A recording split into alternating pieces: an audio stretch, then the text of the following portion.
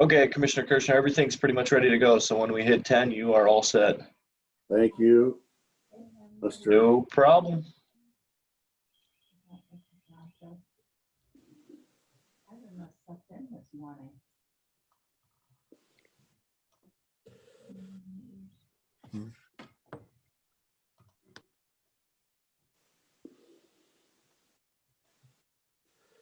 Lonnie, today is the big chamber golf outing day. You got a team in it out there?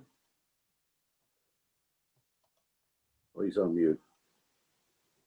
You so. Yes, I do. Yeah, Yeah. I think. Is your son? No. Diane, my secretary, her husband, and their friend wanted to go, so I said, okay, go ahead.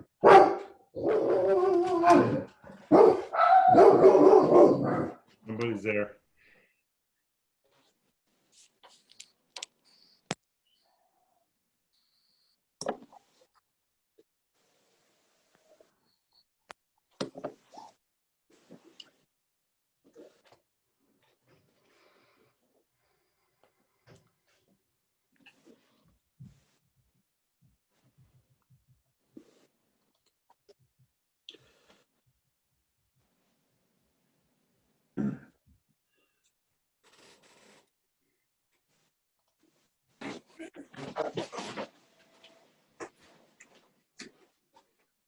Okay, I just clicked over to 10 o'clock. Let us begin with the Pledge of Allegiance. Join me. I pledge allegiance to the flag of the United States of America and to the republic for which it stands, one nation, God, indivisible, with liberty and justice for all. Thank you. All right. Anthony, would you like to say a prayer for us? Dear God, heal the divisions that separate us and remove all obstacles to unity. May you guide this great country of ours and lead our citizens to embrace one another as neighbors and fellow countrymen created in your own image and likeness. Give us fresh opportunity for renewal and true solidarity for the common good of our homeland. May we return to a true identity as people of faith and charity. Help us to always remain one nation under God, indivisible, with liberty and justice for all. Amen. Amen. Very good. Thank you very much. Okay, Nikki, roll call, please. Commissioner Kirschner, Here. Commissioner Paradiso, Here. Commissioner Thomas. I'm here.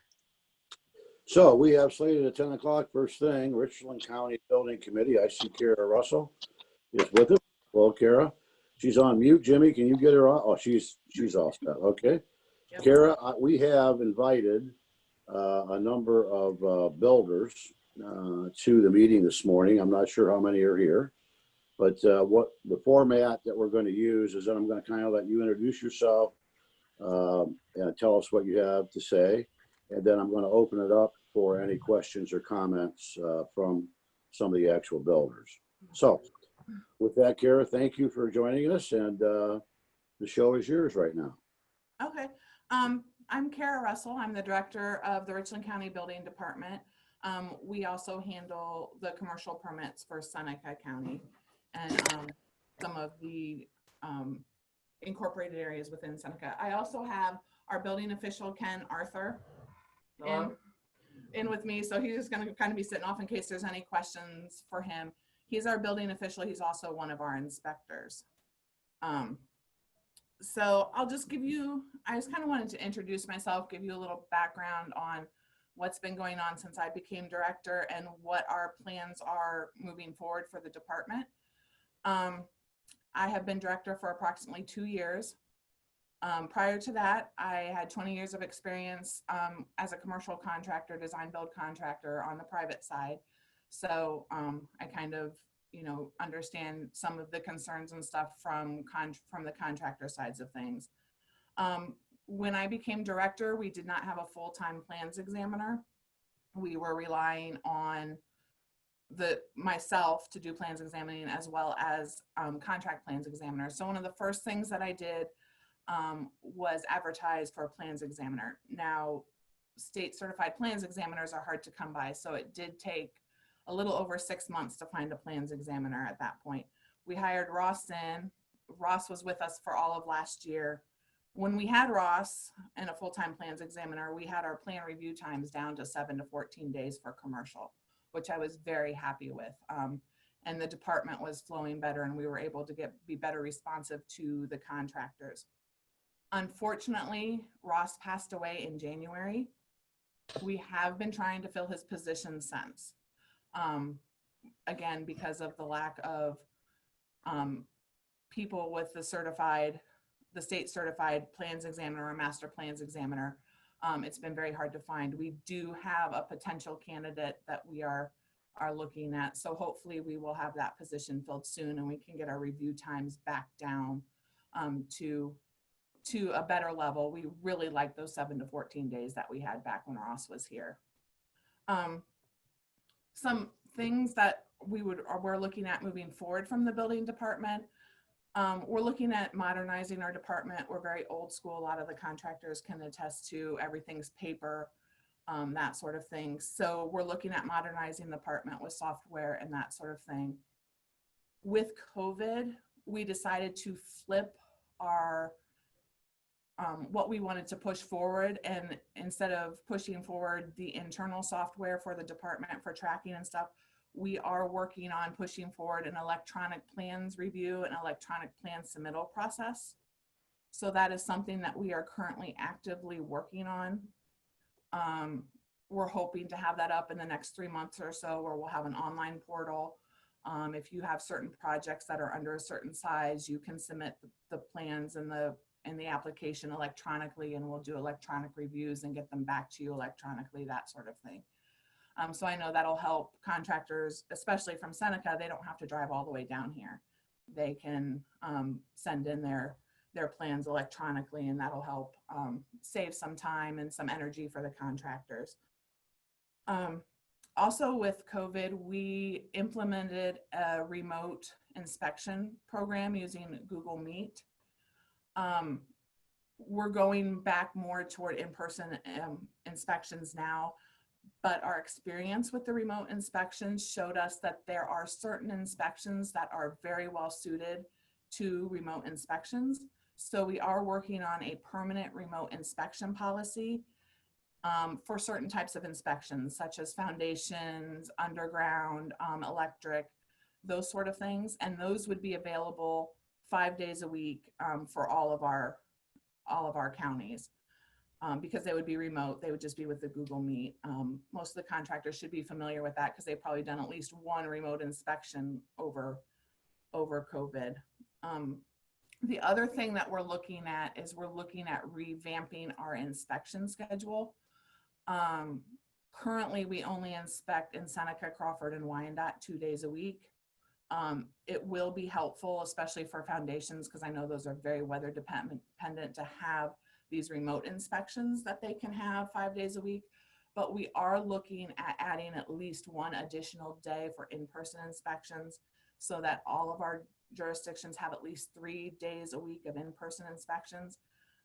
We don't have anything finalized yet. We're looking at what might work best for the scheduling for us, and then also for contractors and that sort of thing. But we're looking at adding at least 1 day a week for in-person inspections, as well as the permanent remote inspection policy. That would be 5 days a week for foundations, underground electric, under slabs, those sort of things. And then, like I said, hopefully we will have a plans examiner. We have had the position open since January. Hopefully that position will be filled shortly, and that will help our plan review times, get those back down to the 7 to 14 days. And then we'll get the electronic plan reviews up and running. And then after that, we'll get the rest of our department monitorized, which will help the contractors if they call in for updates on projects and stuff. It will be really easy for us to look that up. That's kind of the overview of everything. I kind of went through very quickly there. So I don't know if anybody has any questions or wants to know more about anything that we're looking at doing. Well, we have invited a few of the builders to be online, and I would open it up now or questions and major areas of concern that we have with the permitting process that exists now. So if there are any builders out there or any construction-related folks who would like to chime in, please ask the questions now. Jimmy, if you'll make sure they can get unmuted. Okay. Yep, anyone who wants to speak can come forward. You can hit the unmute button or hit *6 on your phone.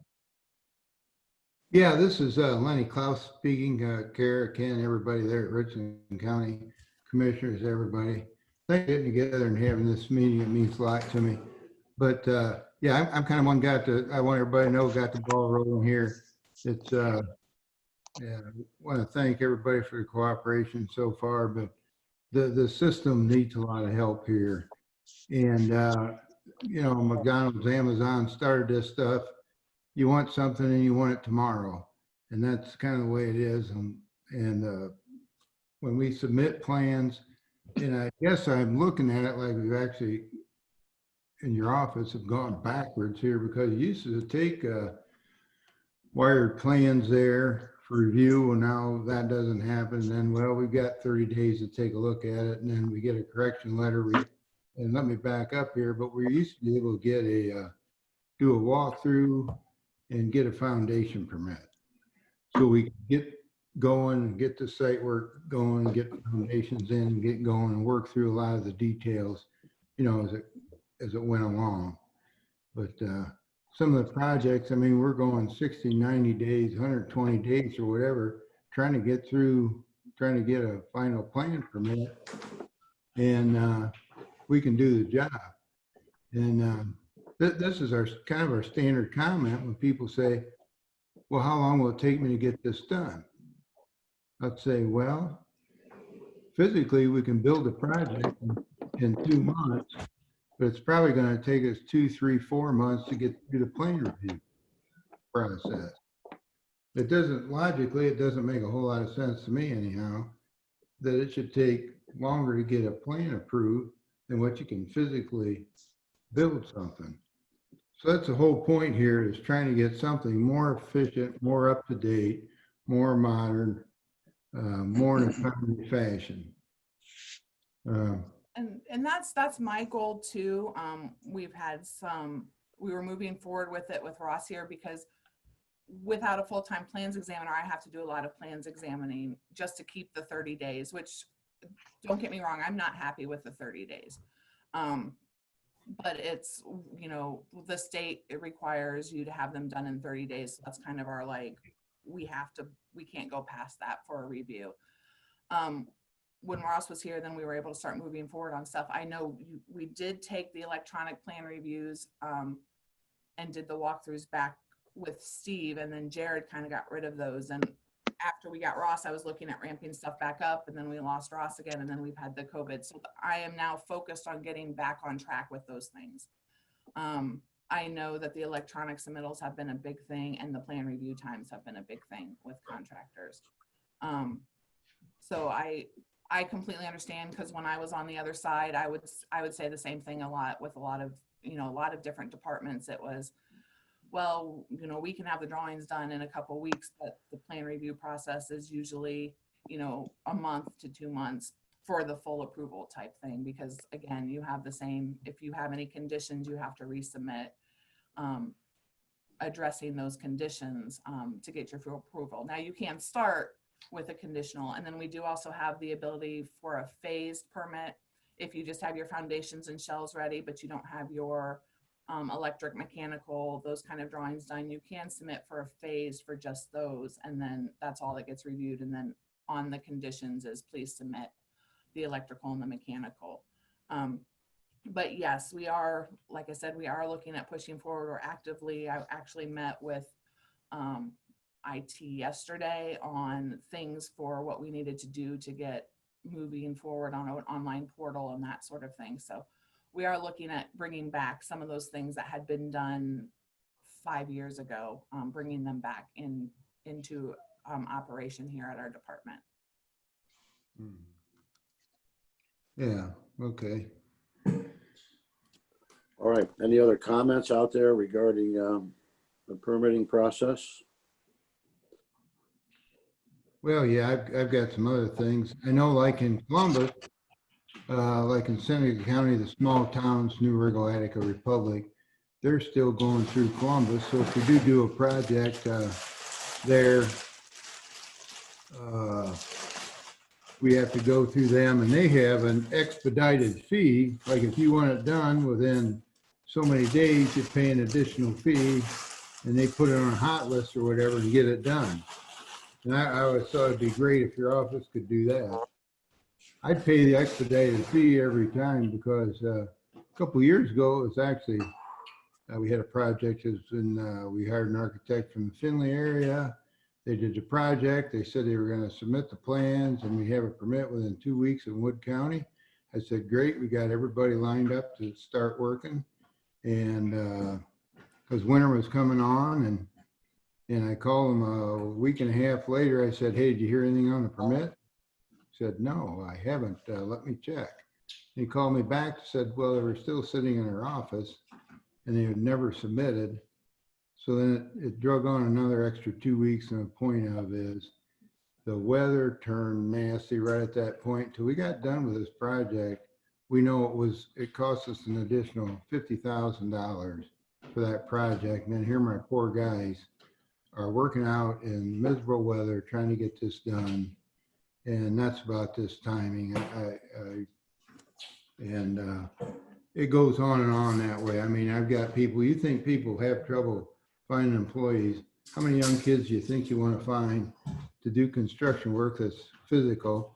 And then they got to work out miserable cold and conditions and stuff all winter long and stuff when, gee, if we'd had a plan permit, we could have got started early and we could have got a lot of this stuff done before that hit. Or we wouldn't have been such a big push. We wouldn't have had to work on certain days. This is a big thing here for people. It's for humans, you know.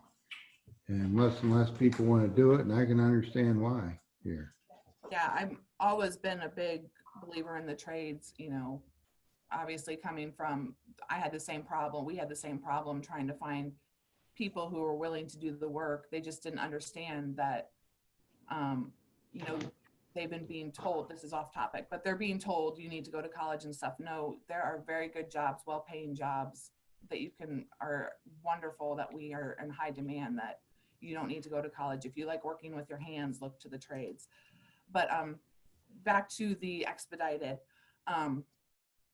Sometimes I get a little frustrated with the state because they have different requirements for us than they do for themselves. I have talked to the state several times about, because the state has in the code, set up for the law, it says that we have to take plans in the order in which they come in. And if somebody wants to go out of order, we have to contact everybody who's in front of them and ask if it's okay. As well as if we have a master plans examiner, they have to be, our plans examiners need to be certified by the state. The state doesn't follow all of the same rules that we have to follow. So they can offer that expedited. Their plans examiners also don't have to be certified master plans examiners or certified plans examiners. So sometimes it's a little frustrating as a building department that they're allowed to offer things that we're not. Again, I have talked to the state several times about, is there a way that we can do these things? Things like the walkthroughs and that sort of thing. And they're like, well, you're not supposed to take them in the order. They have to come in the order in which they come in. So you can't charge extra to do an expedited fee. But I do check with them every couple months and just follow up and see if they've kind of gotten any other take on that. But that's why we don't have one, because that's what we're being told from the state. So, I mean, just so you're understanding why we don't have one. Otherwise, I would not have a problem offering something like that. Mm-hmm. When we go to the state, we pay the fee every time and we get it turned around right away and we're good to go. So, yeah. The inspections for us anyhow, I don't think it's a major problem having the 2-day inspections, as long as, you know, we can take pictures. A lot of times we have a private inspector on site anyhow, so that kind of takes care of that problem. So the inspections it's just plans, examination, and permit. that's been the bottleneck here. And yes, I totally agree with that. Now, another thing that I've always thought, and this is more in Columbus than you, and maybe we can or can't do anything about, like adjudication process, like if you'd like to do something and it doesn't meet the code, and if it's okay with the fire department and everybody's good with it, if there's any way we can get that kind of streamlined, because I know a lot of people would go through the process if it wasn't so timely and then unpredictable. I mean, you have no idea if you're going to get anything adjudicated or not until you're through the process. Yeah. I believe Columbus has their own commercial adjudication board. We do not. So if you adjudicate stuff from us, it goes through the state adjudication board, and we're kind of limited to what their timeframes and such are. But they're usually pretty quick. I think you normally get on within 2 weeks to a month, depending on exactly when you hit in their schedule. But we always, you know, a lot of times we'll tell people, probably don't tell you as much because we just assume that you know that. But you know, if there's anything that is economically unfeasible, or if that you just don't think makes sense because of something, you know, talk to us about it. If we're on board, get the fire department on board. We tell the appeals board that we're on board with it at the appeals. Now, we don't get to make their decision for them. A lot of times they do go with what the fire department and the local building department says that they're comfortable with, but they don't always. So, you know, once it goes to the board, it's, you know, it's out of our hand. But we try to be very liberal in our interpretation of the code, but we still have to enforce the code. We can't say, well, you don't have to do this. That's why we say, hey, you know, we think that what you're saying makes sense, but we can't just say you don't have to follow that portion of the code. So let's look at adjudication. So, but because we don't have a commercial adjudication in-house, like I think Cleveland and Columbus and possibly Cincinnati are the only ones that have their own in-house, because they're the bigger jurisdictions. Because we don't have that in-house, it gets adjudicated to the State Board of Appeals. Okay. Yeah, I know right now, currently Sandusky County, they've had their fill with the state of Columbus, so they're going to get their own private thing. And somebody told me Ashland County is too. Is that right? Ashland County is with the city. When we took on Ashland County and Ashland City, we knew it was while they got their commercial department up and running. So Ashland City and Ashland County, the Ashland City went on their own last year, and now Ashland County just recently went with the city of Ashland. So It seems they use the city. Yeah, it seems to us that, you know, every year the state keeps, and I don't even know who makes all the rules and makes all the changes to the code, because it seems like every year, well, now you've got to do this, now you've got to do that, now you got to do this and this and this and this. And it's driving the cost up, and we're looking at the projects and it's like, why do we need to do this? I mean, when I got started in a business, it was an 80-mile-per-hour wind load. Now it's at 115 mile per hour and a lot of, and like, especially for these pre-engineered metal buildings, I've never seen the wind take a pre-engineered metal building out, except in Van Wert, there was a wicked tornado, took some of them down. And it's I like, did see one, but it was still in the process of being built. So oh yeah, with the right. here in Mansfield, that got beat up, but Right, they're very vulnerable until you get it all put That's not together. the Yeah, I can see that, but I'm thinking, well, what in 10 years from now is it going to be 150 mile per hour? Where does this stuff stop, and who's making these decisions? I mean, and who's paying for it now? Next thing, you know, guys are saying, well, gee, this thing cost $60 a square foot, and 30 years ago it was 25. Well, you know, we had a 3-foot square footer back then, and now it's 10-foot square for the same freaking building, you know, and that one's fine. It's not like, I don't see a lot of problems, and I keep seeing more restrictions, and so. Sure. So the code process, I don't know all the details, I will be honest, but the state has a code committee because the state bases their Ohio building code on the international building code. But we're one of the states that make amendments. So we call it, we Ohioize it.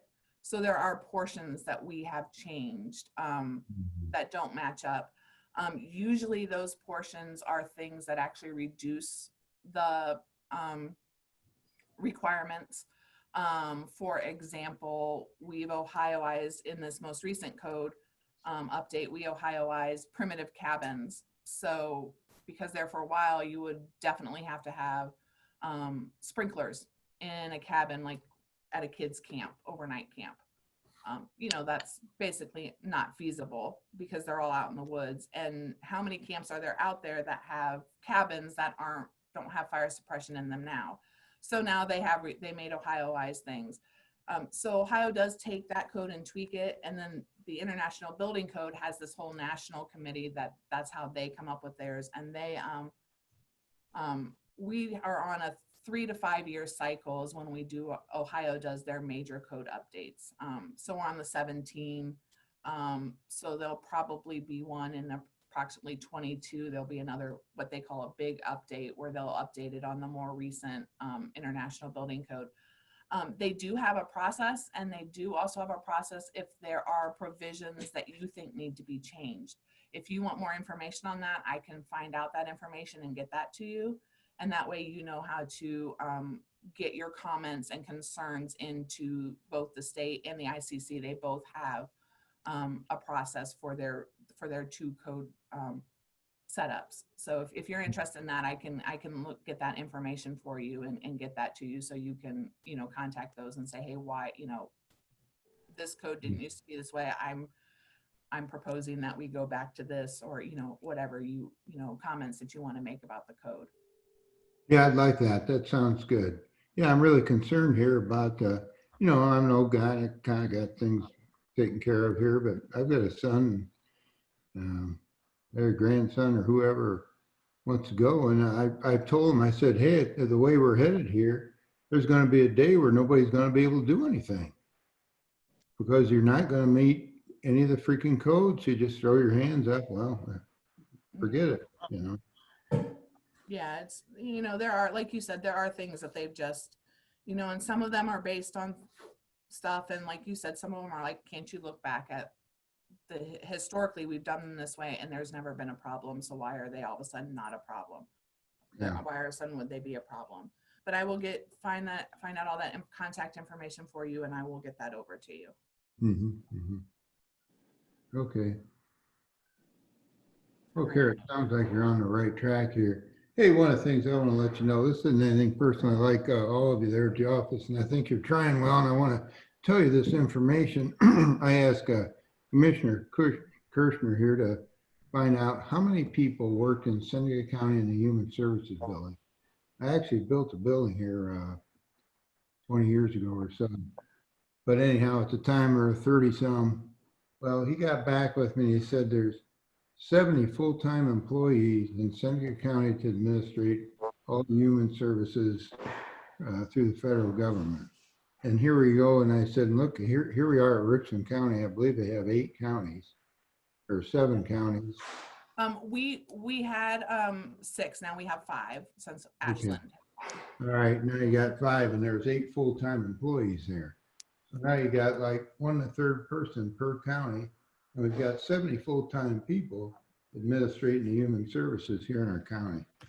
I can only imagine what it is in Richland County and some of these other counties. But look at the logic here. Look at what you're trying to get done. Your office is trying to get done for everybody in comparison with some of these other needs that people need. And you know, if they need 70 people there, that's Yeah. No, I have no complaints on my staff, but yes, we are a very lean department, and my complaints on our review times have nothing to do with the staff that we have working. It just has to do with the fact that we need that full time. And again, our commissioners have been very supportive with that since I have been here. The problem is finding one because it's hard to find state certified plans examiners. There's just not a lot that don't currently have jobs. So that's kind of where we're at. So we did actually, Ken got some of his plan examining licenses. So he's helping out to try to keep review times. He's helping out a lot. He's doing a lot and taking stuff off my plate so that I can push some of these in the things like the electronic plan review forward. But yes, we're still at right now we range from 20 to 30 days, closer to like the 25 to 30. And I'm not happy with that, but that's not because our staff isn't working hard. It's just because we need that additional staff member. And we are working on it, but we're limited in our ability to fill that position. So. No, I believe you, Karen. And this is just me looking at it from the outside, but I mean, if you have to increase your fees are less than in Columbus. If you have to increase your fees so you can afford to pay some people to get you more help or whatever you do, this isn't good for you guys either. And because I know you got to be under a lot of pressure to try to get this stuff done. There's just a lot more work there. And as I go back to this, the code's becoming more complicated. So that alone will increase your workload and ours. And so, what we've done in the past ain't going to be good enough to get it done, down the road here.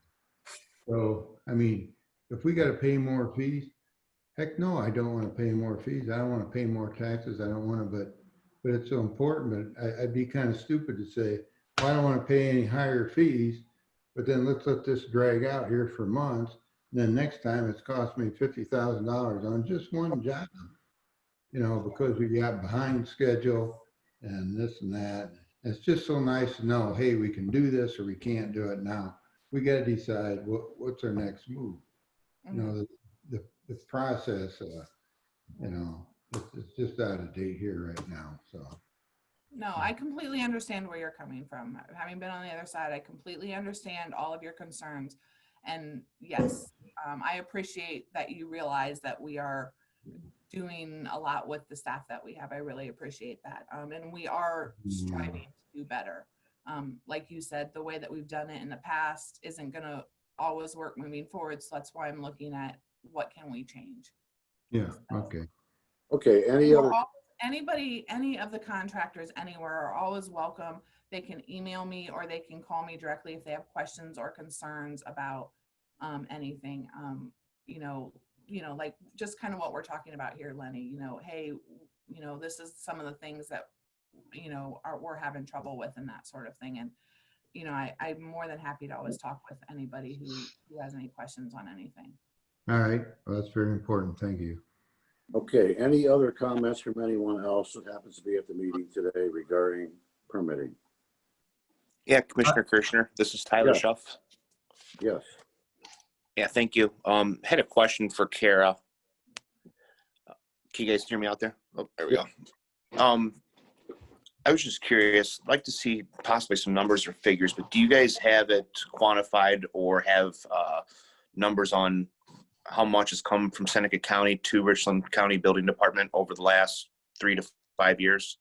You just mean dollar amounts? Yeah, just trying to see how much money's leaving the county, going to Richland. I'm trying to quantify to see the numbers because we've tried to get that information a few different times. This isn't the first time we've had this discussion, but I'd just like to quantify or see what the dollar amount is of what's coming out of Seneca County. Sure. And I think that we've sent these numbers to possibly Nikki and then somebody, I'm not sure who, from Economic Development, because they got sent out last week and I was off last week. I was moving. So, but so I have the past 5 years. Now we did have a fee increase in, I believe, 17 just before I came on. So keep that in mind. So in 2017, we had approximately 55,000 in permit fees from Seneca. And then in 18, there was approximately 117,000. 19 was approximately 104,000. And then through July this year, it was approximately 73,000. Thank you. Yeah, economic development folks, Tyler, have those numbers as well. David Zach is kind of letting us know what those numbers are. He's got them through July. That's right, 73,574 through July. Thank you. Okay, anyone else out there with comments? Yeah, I have a question. Yes. This is Brian Perrine with Klaus Electric. Going along with what Lenny said, I've been working with you guys now for 15 years, and it does sound like most of the issues that we're having with the turnaround of plans and the days for inspections, you guys are already addressing.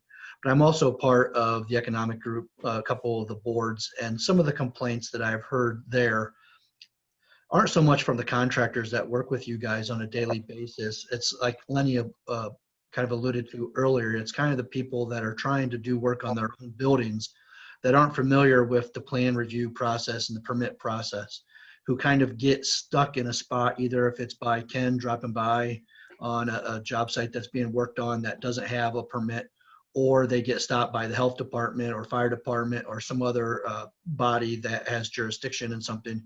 And then they get told, hey, you have to go through the plan and permit process. And then they have problems working with you guys.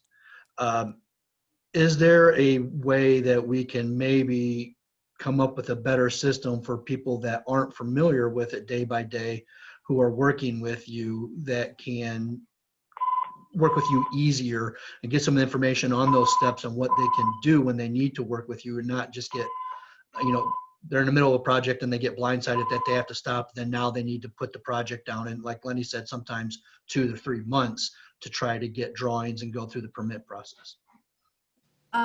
We have done a lot just more kind of internally over the past year to just become, for lack of a better term, more helpful to things like that, to trying to walk people through the process when they call in. I know we've been working actively with like Tiffin Drive-In on what they needed, and then they submitted. I said, submit, I'll look at what you have and make sure it's what we need, and it wasn't. So I talked to their engineer and I went over all that stuff with them. So by the time we get to the review process, hopefully all the stuff is here, rather than us picking the stuff off the shelf to review and saying, oh, well, you can't get a permit for this. It's not anywhere near being able to, it's going to be a correction letter.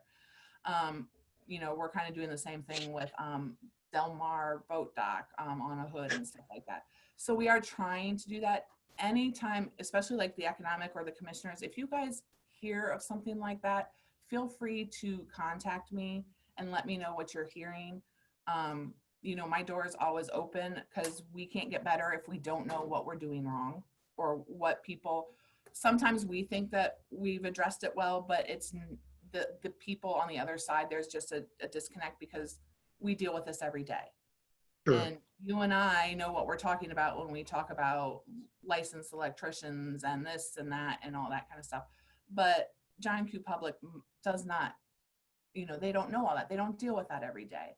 And so sometimes we think that they've understood something and they haven't. So, if there's any ever from an economic or commissioners or anything, if you're ever hearing, please let us know so we can always improve our system. This doesn't really pertain to Seneca, but it could trickle out. We are also currently working with our economic development for Richland County, something that our commissioners have been working on, that they're calling Build Richland. And it's a whole, like, here's the steps. And once we have that finalized and the website up, it would also be a good resource to pull all that information, to a different thing. And they're working on updating like our website so that we can update it ourselves, so we can put more of that information and stuff on it. Sure. And I think we have had that similar process on the economic development webpage for businesses. But is there a set of guidelines that will tell somebody, say I'm an electrician, if I add a light fixture, you guys don't need me to submit plans. We know that. We know how to size it properly, and you guys are aware that we are capable of doing that. But if we had another room with lighting fixtures, Is there a square footage requirement? Is there a quantity? Is there a additional volt amps that you guys are saying, hey, if this is the line, that now you have to have an engineer do all the calculations and the load calculations and put it on plans and submit it. I don't think we really have those guidelines. It's kind of hit or miss. Some people do the work themselves, and then some of them get caught by, the fire marshal, and they'll come in and say, no, now you need to have drawings. And then other times they just get away with it. But there's nothing really set in stone that says this is the area where you need to submit. This is the area you don't. Well, as you probably know from dealing with the code has a lot of those gray areas, and some of those gray areas are, when do you need a permit? Like if you're replacing one light fixture, no, that doesn't. But if you're replacing 10, are you getting into it? If you're replacing 20, so that's where you hit a gray area. Same thing, the code requires for commercial work, drawings to be sealed by a design professional licensed in the state of Ohio. So either an architect or an engineer. Unless the building official determines it's something that's not technical in nature. So a lot of times if you're putting in a closet in an existing office with a light switch, we won't require that to be sealed by a design professional, because that's not really technical. You're adding some non-load bearing walls and one circuit type thing. But it really comes down to each individual.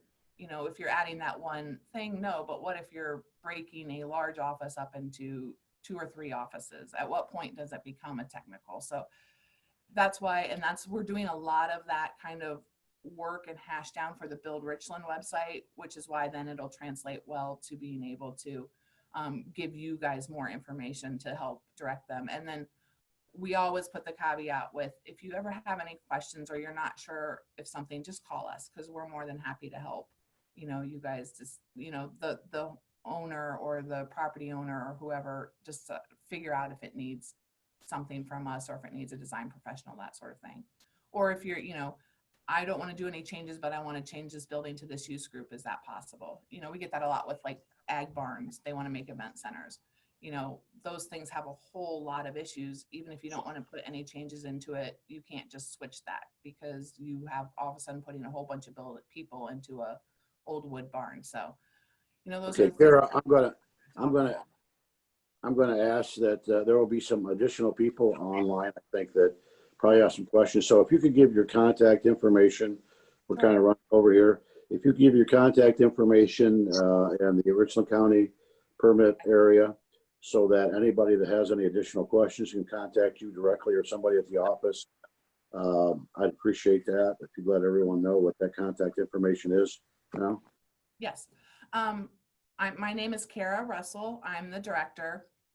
Just for reference for anybody, Ken Arthur is our building official. The phone number here is 419-774-5517. Our clerks who answer the phone can answer most questions on permit fees. If you have questions on a lot of how to fill out the application, that sort of thing, they can answer a lot. And then they can transfer them to myself or to Ken if there's additional questions. Our generic email, if you just have general questions about permit fees or anything like that, would be permits, PERMITS, at richlandcountyoh.gov. It's all spelled out, RICHLANDCOUNTYOH.gov. And then my personal email is krussell, RUSSELL, at richlandcountyoh.gov. Thank you very much. Okay, I think we're going to move on here, just as a matter of time. Thanks everyone for their participation. We appreciate it. And please don't hesitate, those of you that have an interest, to contact the permit area in Richland County with any questions. But I do appreciate everyone's comments. So moving on, I have not yet got a motion to approve the audio digital video recording of the board session from Thursday, September 3rd. I would accept a motion for that. It's actually September 10th, but yeah. All right, well, somebody put the wrong date on September 10th, sorry. Thank you. I'll second. Okay, go ahead, Nikki, roll call. Commissioner Thomas, Yes. Commissioner Paradiso, Yes. Commissioner Kirschner. Yes. All right, then let's move on to Stacy's report. Stacy, Administrator's report. Yeah, a couple things. Just thought I'd share. We got our sales tax numbers yesterday. We had $997,208.42. As you can see, it was about 16% increase from last month, and a much larger 23% from last year. So that reflects most of July and, according to the state, some of June in there. So just wanted to let you know we got that. Also, I have the CARES request. We only had a few this week. Let me share that. I just want to insert one thing in there. A lot of conversation about August numbers was that the reason that they were so high sales tax wise is because of all the CARES money that went out, the additional $600, and also the checks for families. And there was a lot of money being spent 3 months ago before July, in May and June. And that's the reason the numbers were up for August, or for July. So now we're into August and they're up even higher, and all that money theoretically has been spent. And this is just more of a, if there is such a word in this environment, normalized spending. So I think it's extremely encouraging. We have never had a month of $1 million in sales tax, have we? No. Or even approaching that. And I think our budget was someplace in the $600,000 range. So it's good news. It's good news. People are out there making commerce a good thing at this point. But anyways, go ahead. Okay, CARES requests. I only have a couple for this week. We put in for additional cameras for our office staff. Sometimes we use our services at home and sometimes they tend to get left at home. So we put in for additional cameras here. We also asked for additional recording system to go along with the system you approved in the first round of this CARES money to make some of the broadcasting more easy. The treasurer's office, again, they have laptops, but they have issues getting some of their laptops to connect. So he has asked for some cameras with microphones as well. So the total for this week was $923,031.31. So as you can see, the total request so far, if approved this week, will be $384,000. I pulled a report from the auditor's site, and there is $300,000 out there that has been coded for COVID. The auditor's office and I are going to be reaching out to each of those departments to ask them to submit and just verify they haven't got funding from another source. But we're going to ask them to submit. We're still holding on to some requests, some high requests because of the grant that that Charlene put in through the corrections grant. So this is what we're requesting this week. We've got more coming. Any questions about these? Any comments? We don't need continuing motions, right? We've given you the authority to approve these previously. We've been doing motions every week. Okay, so I will accept the motion to accept the So latest. moved. Thank you. Second. Good. Nikki? Commissioner Thomas, Yes. Commissioner Paradiso, Yes. Commissioner Kirschner. Yes. Okay, Stacy, what else? Yep, the only other thing I have, just a reminder, next Tuesday, September 22nd, we have scheduled Zoom meetings, one for 10 o'clock a.m. and one for 7 o'clock p.m. They are by Zoom.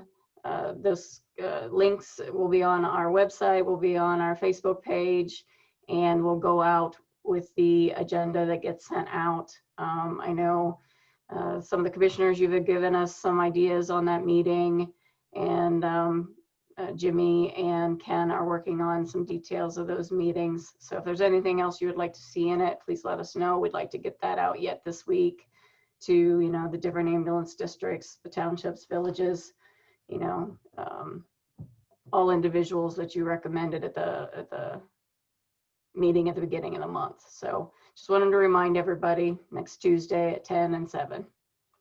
Case, before you send that agenda out, you're going to circulate it to the three of us, right? Yes. I think I heard you say that. Yeah. Then I'll give you my comments on it, if any. Okay. We've talked, but I'd like to see the agenda. Sure. Okay, Mrs. Wilson, anything else? Nope, not today. Okay, so we have commissioner reports. Commissioner Thomas, would you like to begin? Yeah, I've got a couple things. One, I'd like to give a shout out to Audrey Flood and some of our local rural executives from Sutton Bank, North Central Electric, and Bascom. They have been working diligently on a entrepreneurial program for the school systems called the CEO. And we're going to see a lot more about that coming up, and there'll be some press releases going out. And they're going to be soliciting folks to join them from a funding standpoint and commitment standpoint. And we actively are recruiting 30 businesses to join this program. Essentially, what is going to happen is there's going to be a cohort of high schoolers that go through an entrepreneurial program, and they will be coming out with a substantial network, skills, and hopefully drive entrepreneurship in Seneca County. So I'd like to see us, you know, continue to support that however we can. And if there's anybody from the business community that's listening, you may be approached to join, and we're going to need your help. Fantastic program, tremendous support, and Audrey certainly can fill in more details, but I just want to make sure that that's out there.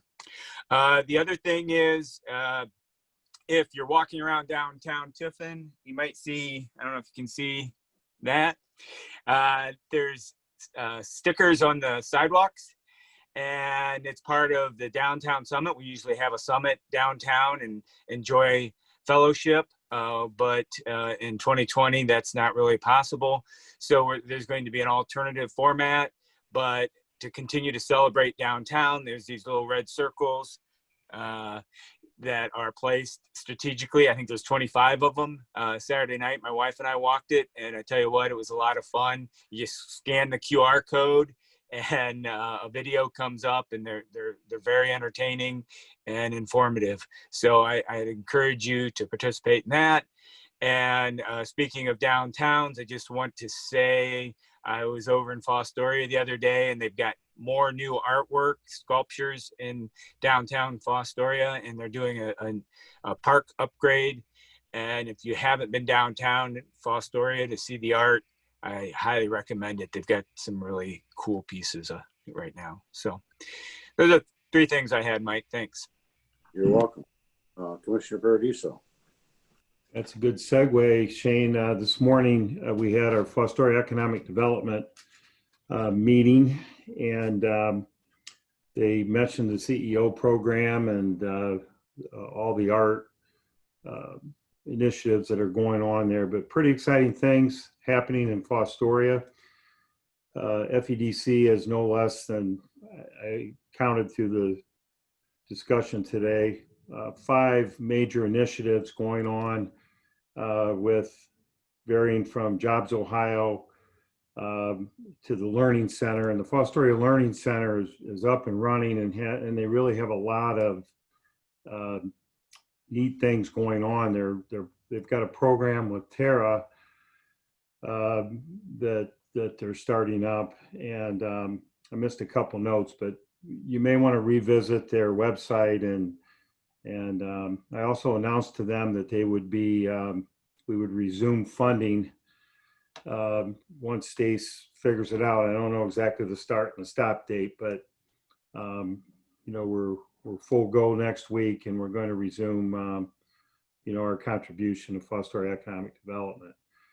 We talked at that time or this morning about the land bank there are 18 properties in Seneca County that will be torn down between now and the end of Thanksgiving.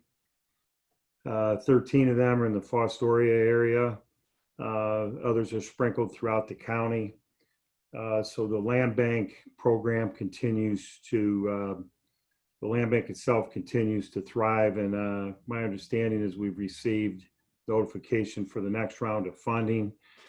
And so that's a positive, very positive for Seneca County as we try to remove plight and turn the properties back over to taxpayers. Also, EMS, I just want to make a comment about our meeting Tuesday. I went to the Hopewell Joint District last night, sat in, talked to them. I think we have a lot of people out there wondering what's going to go on and how this is going to end. So I was encouraged that everybody's coming into this with an open mind.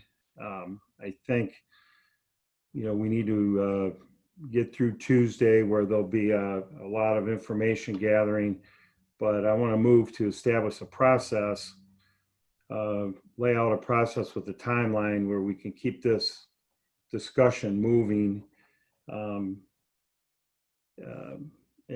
not exactly sure how it's going to end. We've thrown out an optimum plan, but it may end up something different than that. But the whole goal here is to involve everyone and to make our system better.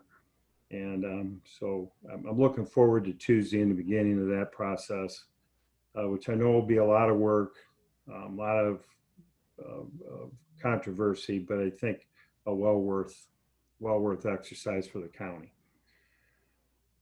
That's it. Okay, thank you. From my standpoint, I want to make sure that we get strategic planning on the calendar somewhere along the way. That would require some of the elected and department heads to also be notified. So if we can come up with a couple of dates that all three of us can agree that we'll be around for. I think Nikki's already set that up. Okay, and we're going to notify the electeds. Yes. Do we have the dates? I don't know that. October 14th. Okay. Okay. I just had it set up this morning. Do we have a venue? Where are we going to be? Are we going to try to do it Zoom, or are we going to try to do it Zoom? Okay. Very good. All right. Well, thank you for that. Moving on to old business. House Bill 6 is on people's minds at this point in time. Just as a reminder for the general public listening in, House Bill 6 involves funding the nuclear power plant in Ottawa County, particularly in Oak Harbor. And we had previously supported our fellow commissioners in both Ottawa and Lake County by a letter from us to, at the time, Speaker Householder. Now it will be Speaker Culp. The elephant in the room is that there was some real controversy about alleged graft going on with this thing. But the fact is the legislation is still firm. I have on the screen, or you have on the screen to see right now, kind of a draft of what I think we ought to do. I also wanted to read part of the letter that has been sent as a follow-up from Ottawa and Lake County. Now, this isn't the letter in the entirety, but I think that this is an important part of it. They said, and I quote, this is coming from the commissioners from Ottawa and Lake County, "We contend no piece of federal, state, or local legislation is perfect, and most can be improved, enhanced, or adjusted to address necessary changes. Simply throwing out the policy with the political bathwater would be catastrophic to Ohio's energy portfolio and to our local economies. The fact remains, if the nuclear fleet in Ohio is closed, nearly 90% of Ohio's zero carbon electric power generation and over 25% of Ohio's entire electric energy portfolio would be lost and will not come back. Ohio will be an importer of electric power, and the oil and gas producers will move quickly to gain market share that was once zero carbon generation. So the letter that we have that I am going to suggest we to Speaker Culp and to our representatives basically states that we are in support of our friends in Ottawa County and Lake County, asking for them to support House Bill 6, and if House Bill 6 is repealed, that it be immediately be replaced by a bill that will fund the continuing operation of Davis-Besse. Jimmy, you want to put that up there one more time for us, please?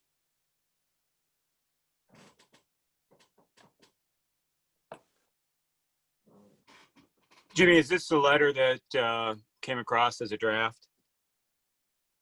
No, so this is two different things. The first part is what was sent in April 2019 by the commissioners, and then at the bottom is what Commissioner Kirchner asked me to kind of add on, in that, you know, the original letter was supportive of continuing to fund the plant, Davis-Besse, and then, but also, so basically this is what Commissioner Kirchner's proposing, that we would still support the bill, and if there was a repeal effort, that there would need to be an immediate replacement that still protects the plants. Yeah, Okay. I would also suggest, Jimmy, at this point, since we have written correspondence from Ottawa and Lake County, that we attach that to our letter to Speaker Culp, and tell them that we are in support of the thoughts and considerations that they have made as well. Well, and I think we can say that, but you know, I want it to be strongly, worded that first thing they have to do is repeal the legislation. That's step one. You know, I went out to Davis-Besse in April of 19, and I got to tell you, the plant's clean. The employees are dedicated. They've done a tremendous job improving that plant since the Fukushima accident in Japan, to have double redundancy in case of a disaster. So, you know, in April, when we were asking them, the House, to do their due diligence and see if there's a way to, you know, save the plant, I think our intentions were well placed. Where I think the shortcoming was one, they didn't do their due diligence. They didn't ask for any financials, and we don't know if the plant needs support or not. We can't prove that. You know, the employees there asked me at that time, you know, just give us credit for the clean energy that we generate. And, you know, I certainly appreciate that, and make, you know, we've said here that we're supportive of an all of the above energy policy, and I think that makes sense. But quite frankly, all of our perceptions changed on July 21st when federal agents raided householder's house. You know, it was followed with a 82-page criminal complaint, which led, you know, U.S. Attorney DeVillers to say, Ohio House Speaker, 4 others charged in the largest bribery money laundering scheme against the people of the state of Ohio in history. This was quid pro quo. This was pay to play. So, you know, House Bill 6 has to go, and has to go now. You know, people around the state, you know, look to them, their guidance. You know, Senator Larry Obhoff, president of the Senate, said, you know, if you think you're going to gain legislation in Ohio through types of means alleged here, you can't. We're going to go back and rip it out. Governor DeWine, you know, replace it if it's good policy. And so I think there's time to opine on good policy after it's repealed. You know, I mean, you know, you go on with Secretary of State Frank LaRose, 162 apparent election violations were referred to the Ohio Elections Commission as it relates to Householder and his enterprise. And most telling, I think this is why we have to just be on the same page and ask for the repeal now is because Ohio Auditor David Jost says, I'm hoping they get the repeal done. If they don't, though, my office is preparing legal action, and among other things, we're going to ask for an injunction to halt the imposition of the surcharge. So, you know, if the House doesn't move quick to repeal HB 6, there's going to be an injunction, and that's going to hurt the employees at Davis-Besse more than repealing, because it's going to be held in limbo. And I just need to remind everybody, no money has flowed to Davis-Besse at this point. So they've refueled $50 million to refuel. They're good to go. They're not going to shut down. And it's really questionable as to whether or not they had a cash flow issue, because subsequent to the passing of the bailout, they authorized an $800 million stock repurchase. So, you know, we've got that. Something doesn't add up. So, you know, until they can provide some audit features and have a full vetting of the legislation out from underneath the cloud of corruption, then it's got to go. And I think we need to ask our elected officials that represent us in Columbus to do just that. We can stand with our county commissioners of Ottawa County. We can stand with the employees of Davis-Besse. There's nobody who's more disgusted about this than they are. But good government is good government, and HB 6 has to go. And I think that's what our letter has to say. Well, again, what the letter said from the Ottawa and Lake County folks were the fact that they did indeed detest the activities that occurred. However, they believe the legislation is still good legislation, and it does protect jobs, and it does protect renewable energy in Northwest Ohio. So I, for one, as a commissioner in Seneca County, would only support either passing House Bill 6. Again, to quote them, we can't throw the legislation out with the bathwater here. All this stuff is still alleged. Please remember that. And none of us like that. But the fact is, the legislation itself is good legislation for our part of this country, for our part of this state. And secondly, it is we have supported it in the past, and I would not support anything other than to request them not to repeal House Bill 6. And if they do, there has to be pending legislation to replace it immediately. So my view is significantly different than Commissioner Thomas's on this. You know, the other problem that we have is it's not even just the legislation, but it's the complete disenfranchisement of Ohio voters. You know, there was extensive activity as evidenced in the 82-page document provided by the U.S. Attorney General, that the effort to have a referendum was completely blocked with a lot of dark money, illegal activities, and, you know, including, you know, bribing companies to give them information.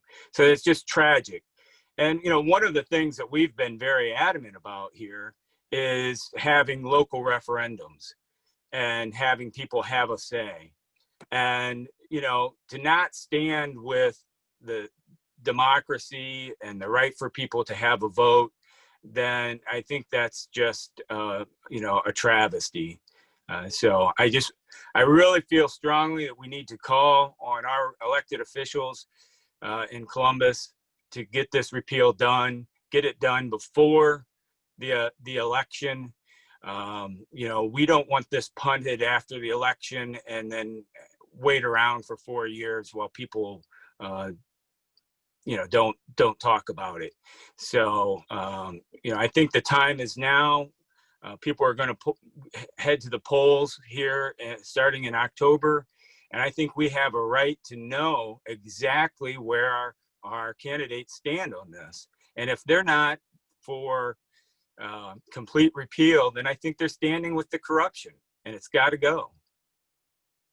I don't think that's true at all. To to put good folks, good legislators in the same category as those that have actually taken bribes allegedly and that have been involved in activity that is not above board is not fair. There are a number of legislators out there, senators and representatives, who have supported this legislation because of the fact that it does continue to keep jobs in Ottawa County, because of the fact that it does promise to keep electric bills lower for the community, and because of the fact that they believe that it's the right legislation at this point.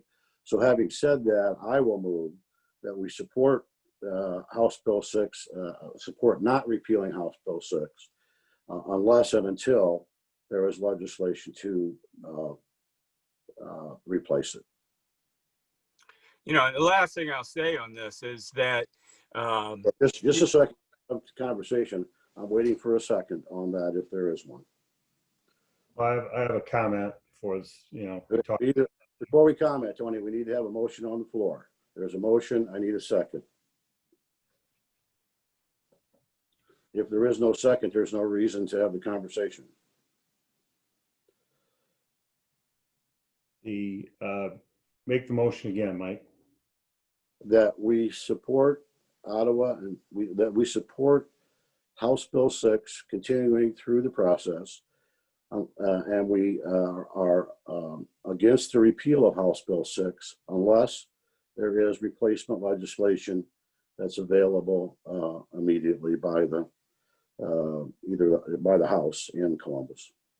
Yeah, and I do agree with that. So I will second that with some comments, if I may. Okay. So we have a motion and a second, and now we can discuss. Shane? Yeah, I just would say that, you know, 74% of the people polled in Northwest Ohio support a repeal. They see it for what it is. It was corrupt legislation. You know, good people supported the legislation and voted for a bad bill. But if they knew now what if they knew then what they know now, they wouldn't. And that's supported by the fact that there's 58 legislators who have signed on as co-sponsors to repeal. And so we can add back legislation, but I'm here to tell you, I think the Attorney General is going to file an injunction, and it's going to force the House to move, so they should just move. And I think we should be on the right side of history with this and you know, call for the immediate repeal. Okay. Yeah, I think, you know, I appreciate your comments, Shane. Some of which you said I was not aware of. Householder and his cronies are going to get what's coming to him via the courts. I talked to Representative Reinecke, and I've received other calls. I agree with Mike. It's I'm going to stand by our region. You know, we represent Seneca County, this area of the state, and the risk of repealing and not replacing then would create a vacuum there that I just am not comfortable with. I think it's going to work itself out with all the things you said, Attorney General, et cetera. And if we're on the wrong side of this because we feel as we do and we feel strong about, you know, what the benefits are to our area, then that'll be the case. But I'm in no way saying this in support of what happened. I think the bill did pass. I think it's a good bill. The results of which are good. And I just trust the legislatures that they're going to work it out, and you know, the majority will vote down there will stand, I guess. So. Well, I appreciate Shane's comment regarding 54 folks, but I also want to remind everyone that we have 6 local commissioners, 3 from Lake County, and our friends in Ottawa County, Mark Stahl, Mark Koppler, and Don Douglas, who have all signed in support of this.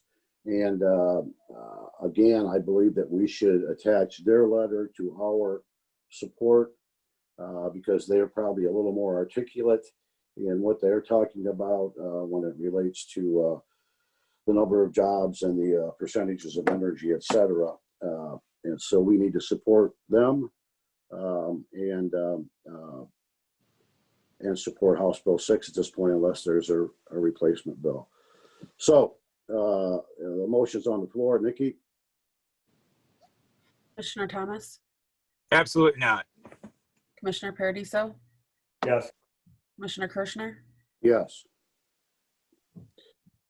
Okay, on to new business. Stacey Wilson, is there any other old business that we may have not missed that's not on the agenda?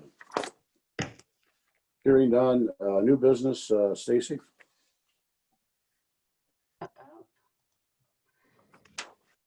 All right. I have a couple of supplemental appropriations.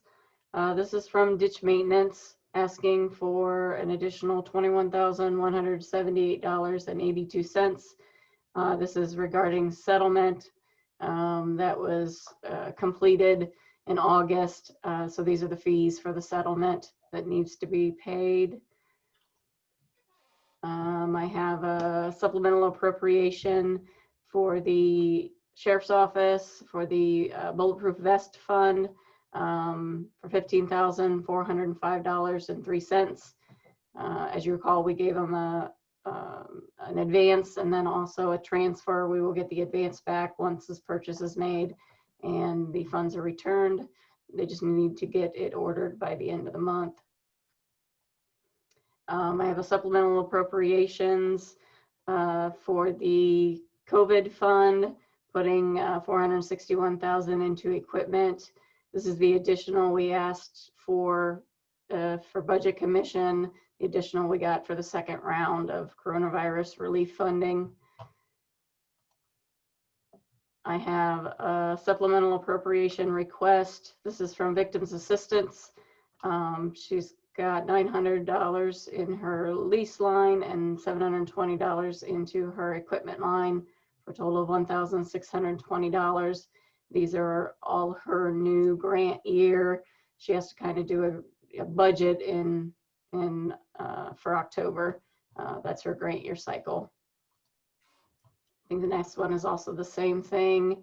$5,000 to PERS, 250 contract services, 200 travel, 1,500 other expense, 7,000 hospitalization, 31,000 salaries, 600 supplies, 550 for Medicare, and 2,500 for workers' comp, for a total of 48,600. And I have a supplemental appropriation at the request of Job and Family Services, putting 30,000 into their contract service line, and this is for their tuition and client seeking employment. Then I have a resolution authorizing the disposal of unneeded, obsolete, or unfit county-owned property. It's a 2000 GMC Savannah on behalf of Crossway. They have gotten in a bid for $200 for Highway 101.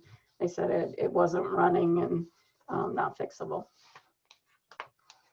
I have a resolution authorizing Commissioner Anthony Paradiso to prepare and submit an application to participate in the Ohio Public Works Commission State Capital Improvement and/or Local Transportation Improvement Program, and to execute contracts as required for Issue 1, Round 35, FY22 for Seneca County.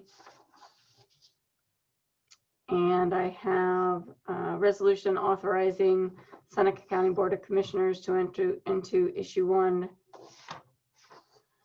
Round 1, 35 FY22 cooperative agreements with the Seneca County Township Board of Trustees.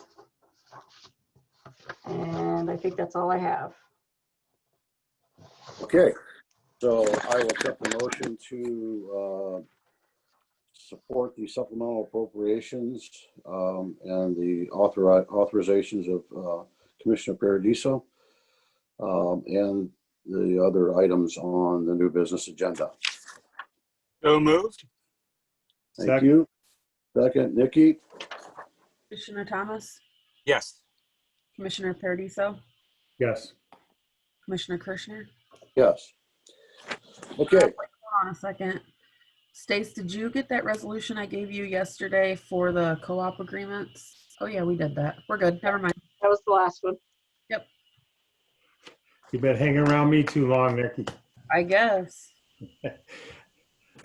okay. Any other additional items to be brought before the commission, gentlemen?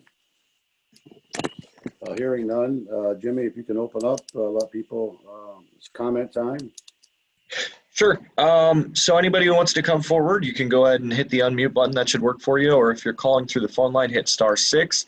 I also see there's a question from Isabel Lewis from Regional Planning in the chat right now, asking if we need to do separate votes on the 15 co-op agreements, or is it just all covered in the one? It's all covered in the one. Okay, cool. And then there was also a comment on our Facebook page that was asking about HB6. I'm not sure if any of you will know the answer to it, but essentially it was asking if the county receives any reimbursement money through that. I'm not exactly sure what the lady's talking about, but does that ring a bell to you? Some sort of reimbursement to our county through HB6? I'm not familiar with that. Stace? No. The only thing that I think's out there in HB6, which I think is good legislation, is county fairs pay a high demand on their electric and only use high volume, for a week a year. So there was some relief for county fairs in HB6. So there is some benefit there to the county fair, which is not us, but it does help them. And there's some subsidies to 6 solar projects in HB6, and none of them are located in Seneca County. Just a couple other comments about that, Jimmy, just to make it perfectly clear that I have not been approached, and I don't believe either of the other commissioners have been approached by anyone in the private sector regarding House Bill 6. I have not had any conversations whatsoever, nor have there been any suggestions that we would receive any benefit from any passage of that.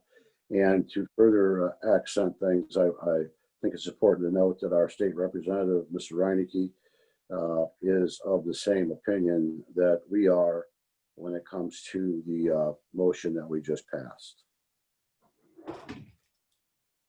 Okay, I think that answers the question. I just wanted to make that clear. I think I knew the answer, but I wanted to make sure that we answered that for her, that there's no reimbursement money coming to Seneca County through that bill. Okay, so anyone else who'd like to come forward, you can come forward now. And again, *6 if you're on the phone line, and just hit that unmute button on your computer if you'd like to speak.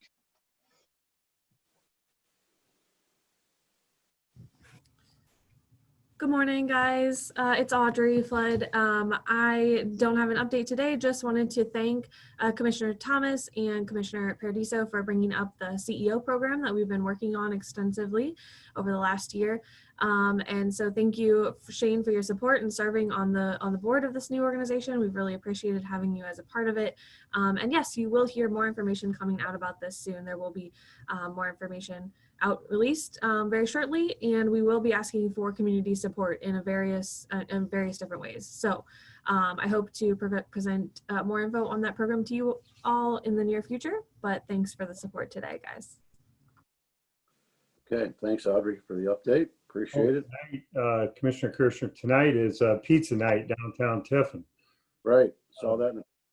So we want to make sure we give a shout out there. The whole Pizza Palooza is now Tiffin, downtown Tiffin pizza. So yeah, wear a jacket. And eat pizza. You know me, I could have 2 of everything and still be hungry. Okay, anyone else out there?